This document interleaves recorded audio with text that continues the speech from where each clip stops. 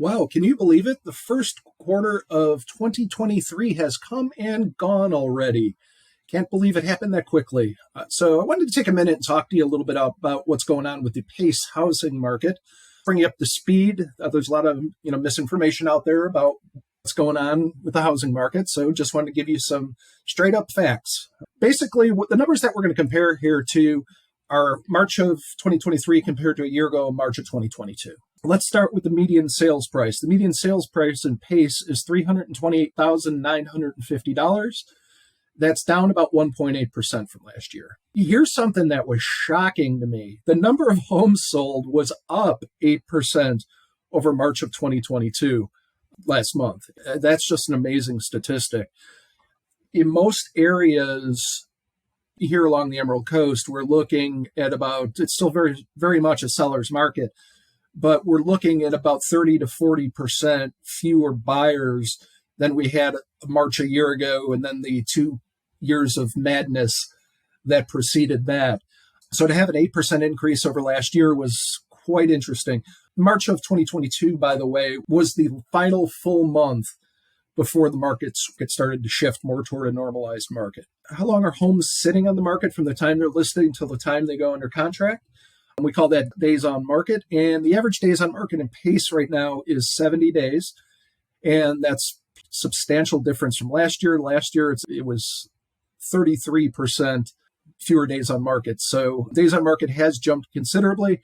That means you as a buyer have more selection, but it's still very, very, very competitive out there, as we're going to talk about here.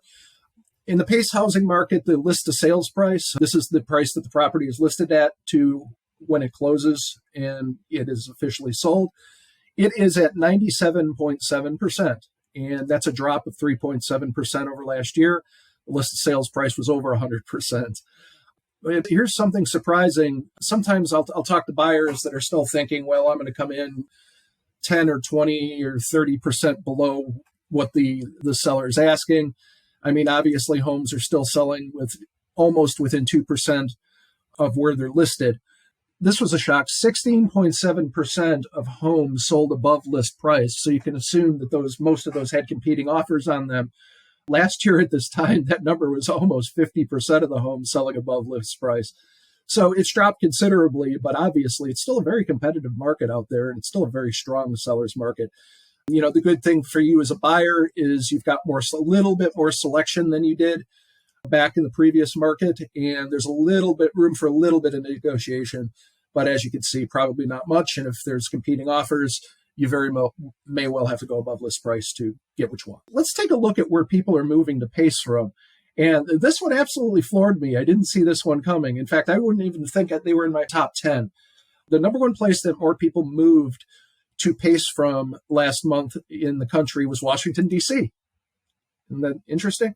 Second through 10 would be Atlanta, Los Angeles, Chicago, Seattle, Destin, San Diego, Nashville, Dallas, and Denver.